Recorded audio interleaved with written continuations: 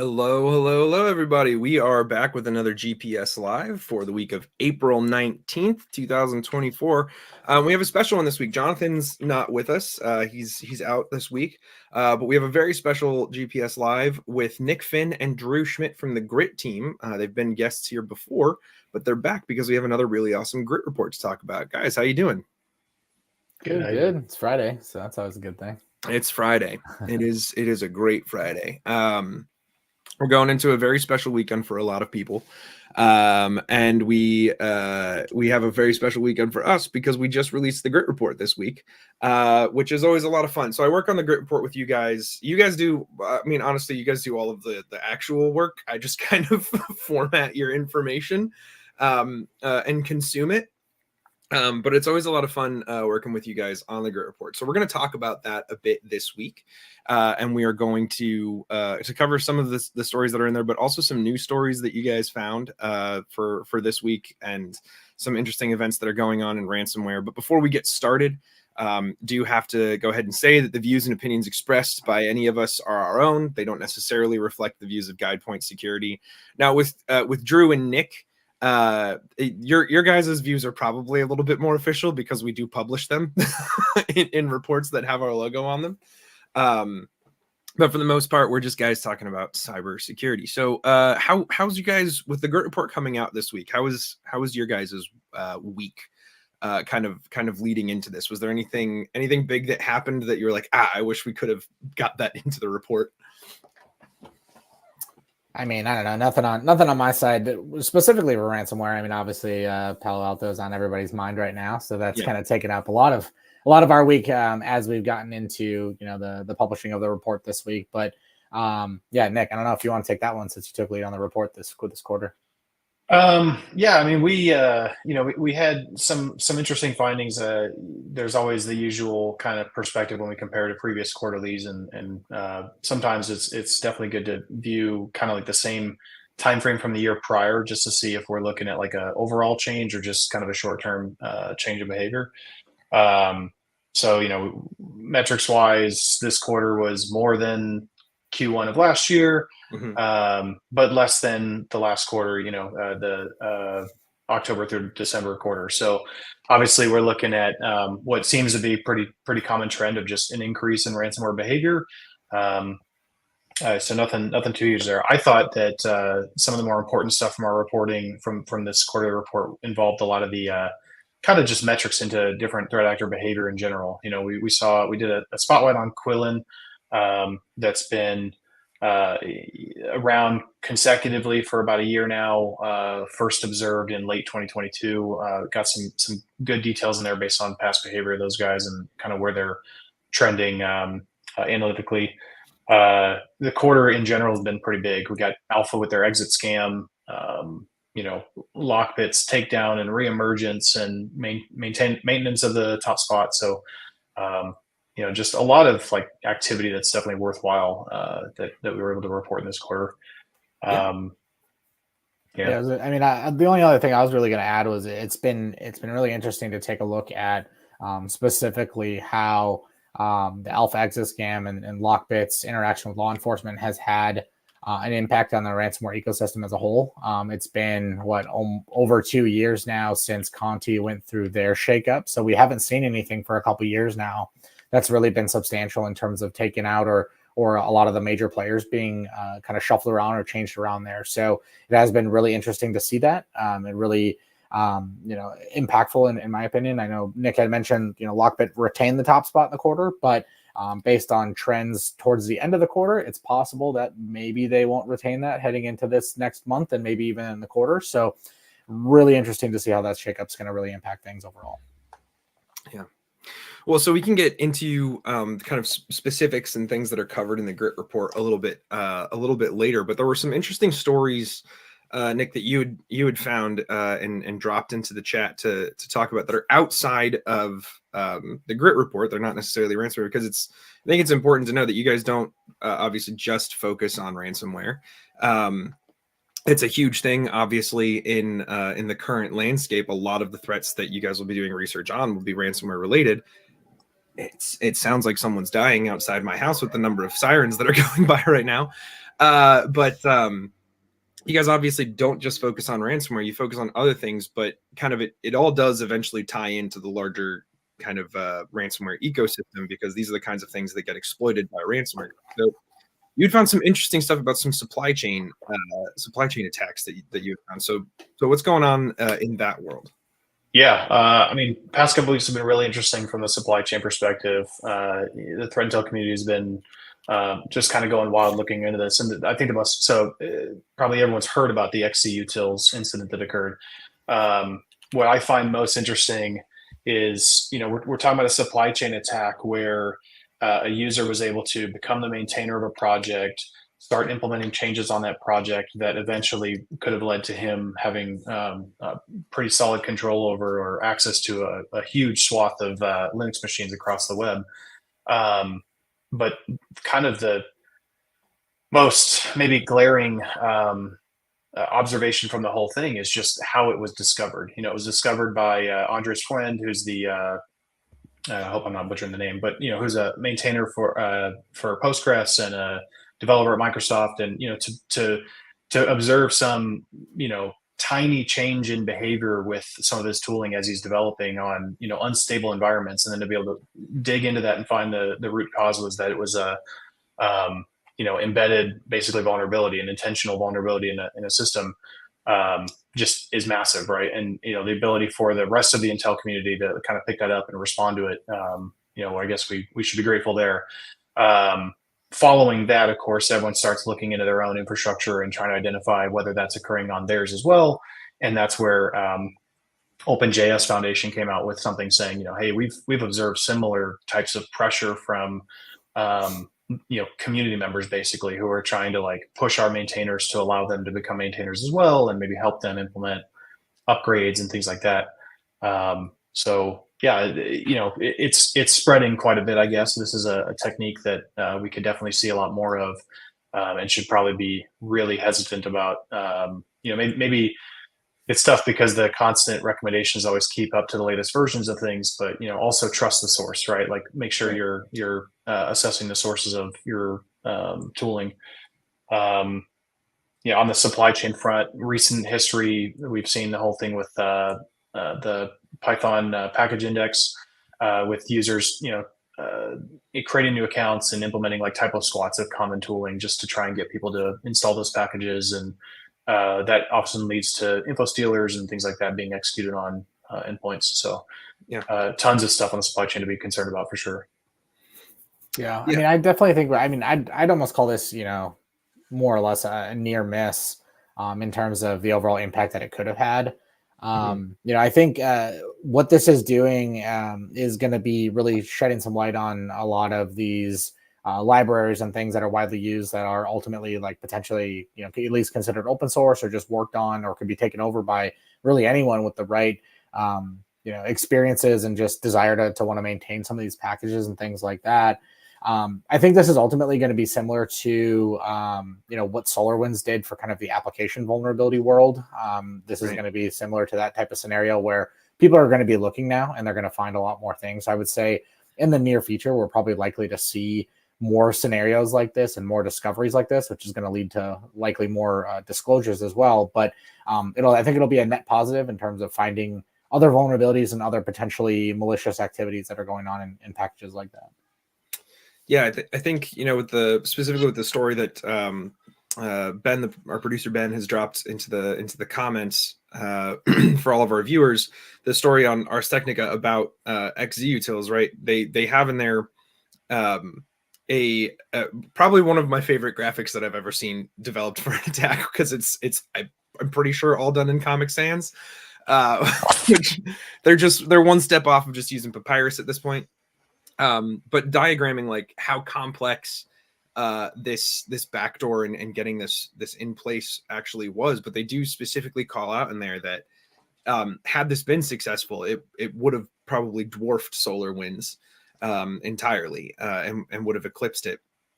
But the kind of nitty gritty technical details of the way that it worked are pretty impressive. But this is something that Jonathan and I have talked about a lot on the show with different stories, because sometimes we'll just have a light story week, and it's almost a universal truth that we'll be able to go find some report somewhere on Python package index, right? Like some new version of something that was pushed, or some, like you said, typo squatting, to try and find a way into some people's systems. And I think it was just the week before last that we were talking about someone doing this with Discord, just sneaking bad packages into the largest bot repository for Discord. So this stuff is obviously growing and becoming a wider attack vector for people to use. So when it comes, kind of tying it back to the ransomware report specifically, I know that you guys have talked a lot about very specific groups using very specific backdoors and very specific flaws that they're finding. So do you think that this is potentially pointing towards groups becoming more willing to, instead of just finding vulnerabilities and exploiting them, trying to make their own vulnerabilities in these utilities? Like, do you think that might be driving something like this, or is this just something that's always been going on and we're just seeing an increase in it like we do with the rest of everything for cybersecurity? Yeah. You want to go first, Nick? Go ahead. The only thing I would say is, I think when you talk about any of these techniques, really, the executils is extremely complex. So to just be using that type of an exploit as like an info stealer is not super likely. Right. But like the Python package index type technique, you consider who the target would be there, right? You're talking about developers, probably at organizations where they're building tooling for their organization and testing stuff. So those types of users are probably going to have pretty good access. So if I'm a initial access broker and I want to get a hold of credentials that are useful to someone like a ransomware actor, that's a pretty good method. And then I get a hold of it and I say, I've got credentials for developer in such and such organization, put them up for sale at whatever price I'm willing to, or someone's willing to pay me. That's definitely good inroad, right? And the fact that all you need to do is put that up on the index and let someone install it and run it, and the moment it runs, you get your credentials from them.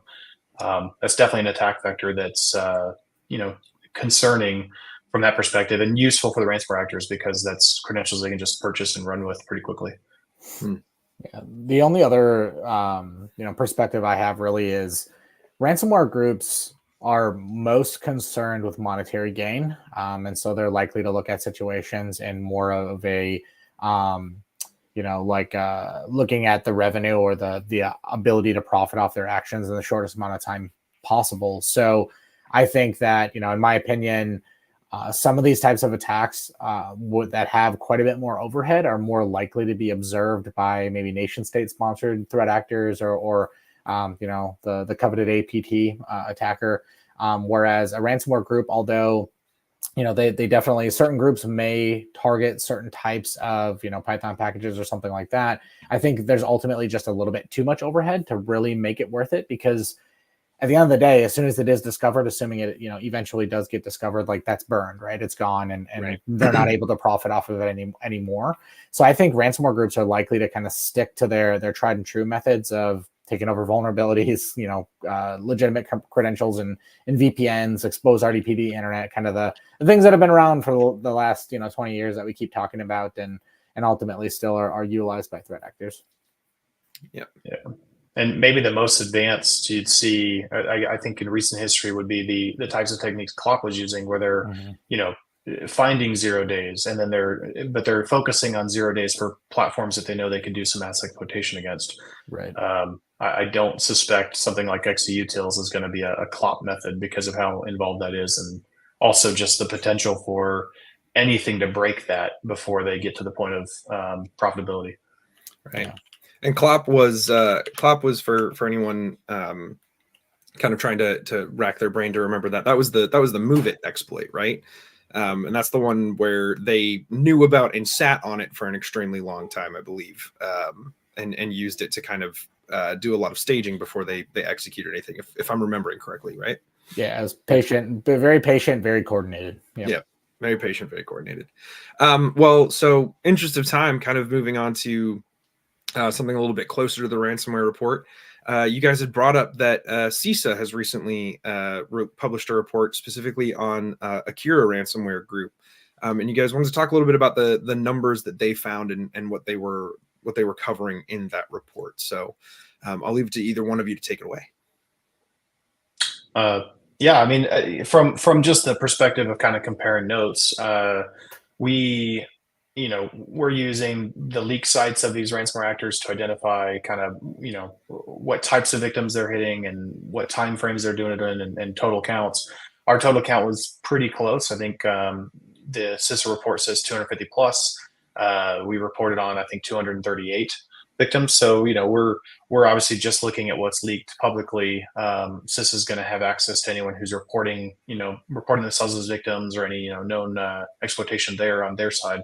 So I think that tells us that our information is at least close, right? Obviously every there's plenty of victims that aren't going to get posted on the site based on the interactions they have with the ransomware actor. So we can't, say our numbers final, but at least we're close enough to what they're reporting. The other things from the advisory that are definitely relevant are just it's a lot of the same recommendations and mitigations, right? It's MFA, it's being on top of your asset inventorying and your vulnerability management, and all those basic techniques, the brilliance and the basics that matter the most for defending networks and responding accordingly. Yeah, no, I'd echo the same thing. It's a lot, I think right in the initial access section, CISA calls out, VPNs without multi-factor authentication configured. We've been singing the tune of MFA for a long time now, and unfortunately, there's still, resources like VPNs that just don't have it configured yet, and that's where we're seeing a lot of exploitation and just taking advantage of that as more of a vulnerable type of configuration. Yeah. The one thing I would like to call out really just on this bulletin from CISA is just that they typically do that they typically release these when they're kind of seeing an uptick or a reason to really call it out amongst other ransomware groups. So I think just based on our anecdotal experiences from threat actor communications as well as incident response investigations, Akira seems to have been ramping up their operations lately. So, definitely something to take a look into and really look at applying some of those core fundamental mitigations that Nick mentioned. Yeah, I also saw in there in the initial access section, right, external facing like RDP, which I feel like we've probably been singing the tune of even longer than MFA. Like, just please put a password on your RDP if you're going to allow it. But one thing that they did call out specifically was the number. Like you said, over 250 organizations, but just since January 1st, 2024, over $42 million in ransom. And the reason that I'm honing in on that is because that's an extremely large number for, at least in my mind, for, just a couple of months of activity. But obviously not as large as some of our other more prolific actors like Lockbit or others who have reclaimed their top spot, like you guys mentioned in this the report that just came out from us.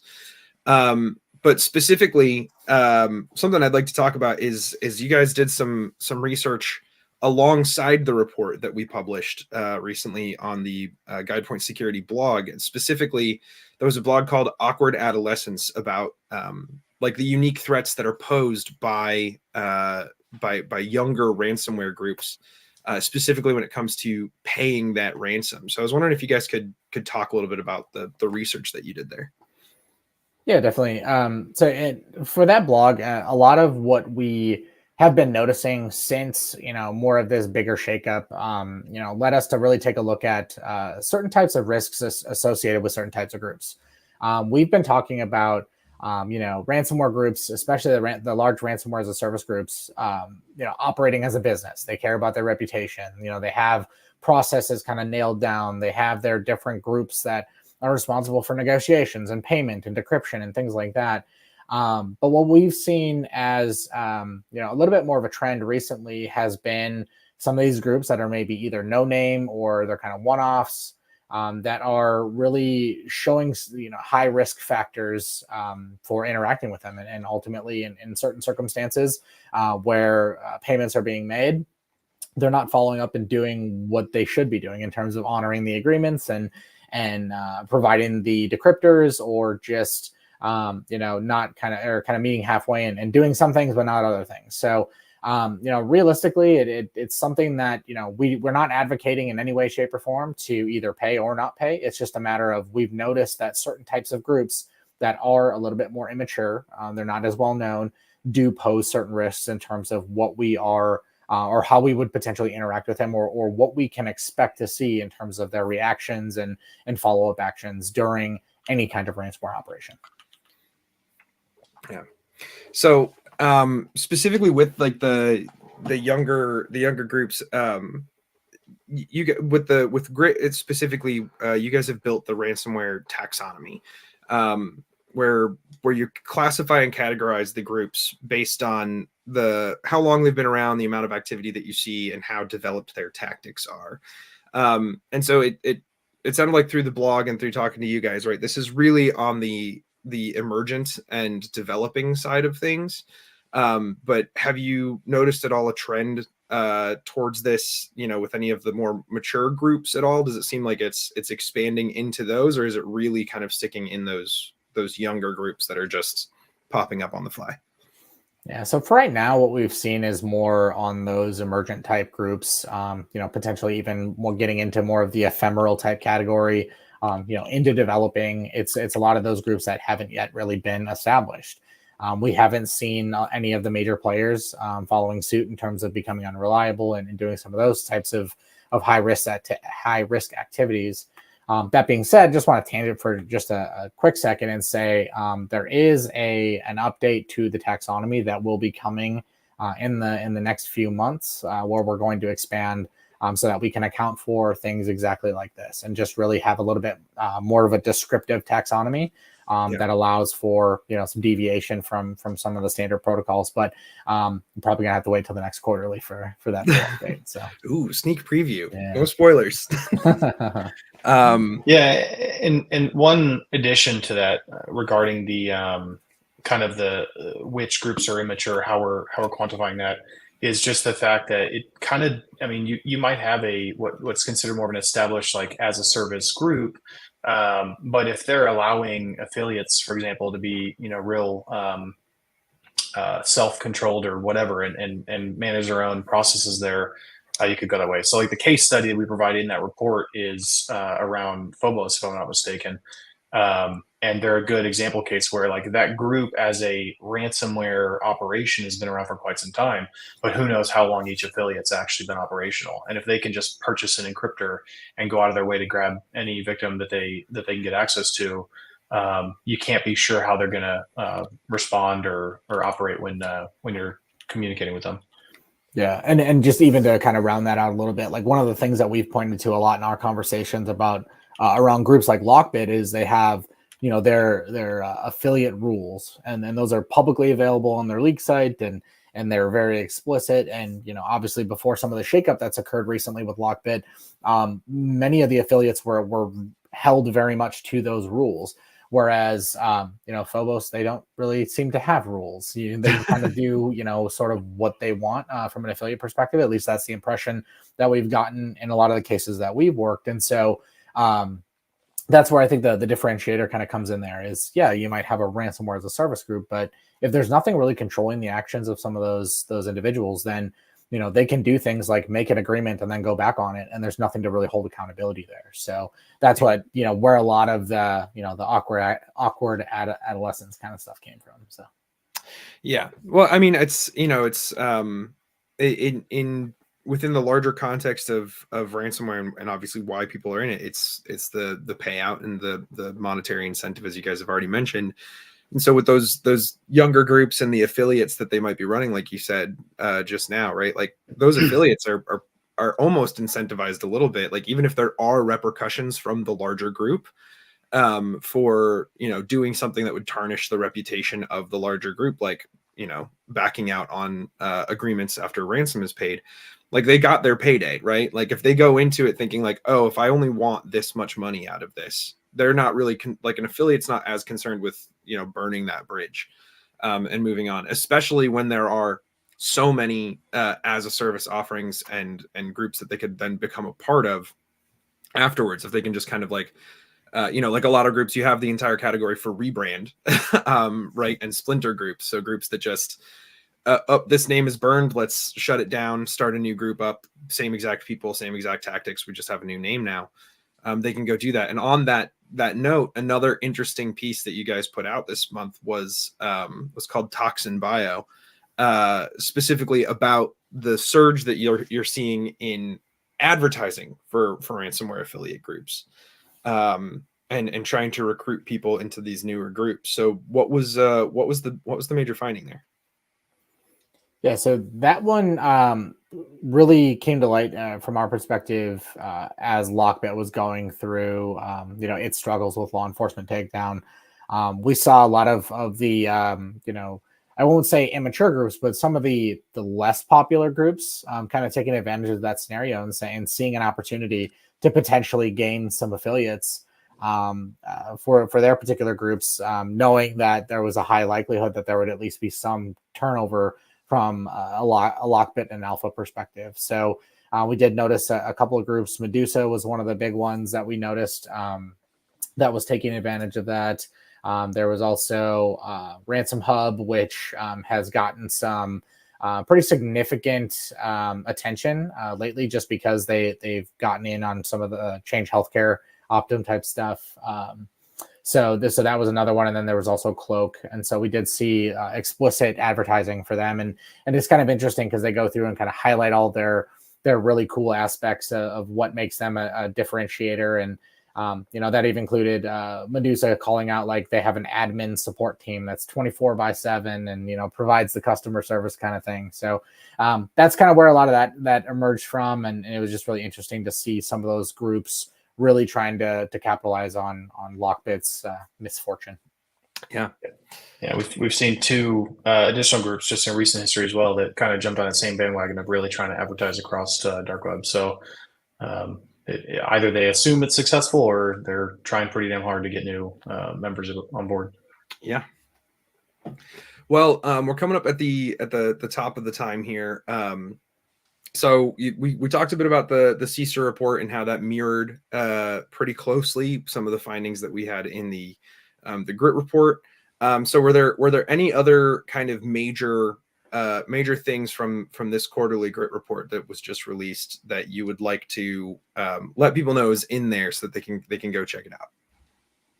I mean, at a topic level, we gave a bit of a deep dive into the findings from Lockbit over that quarter.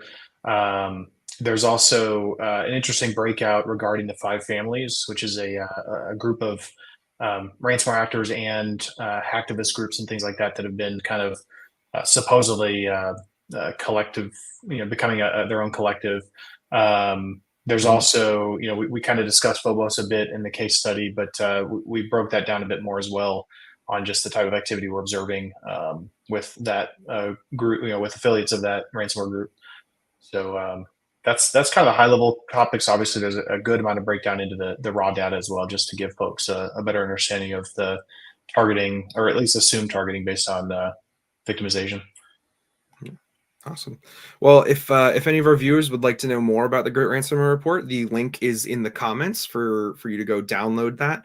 But also coming up, I believe on the 24th, we have a webinar with Drew and Nick. So there'll be a much deeper, more in-depth look at the findings of the GRIT report and diving into the specifics of the numbers and what those trends mean. So if you would like to attend that webinar, we should be getting the link to that into the comments as well momentarily. So go over and sign up for that next week. That's going to be a really fascinating webinar. Those are always a really great deep dive into the report and a great chance to find out more and kind of hear directly from the authors of it.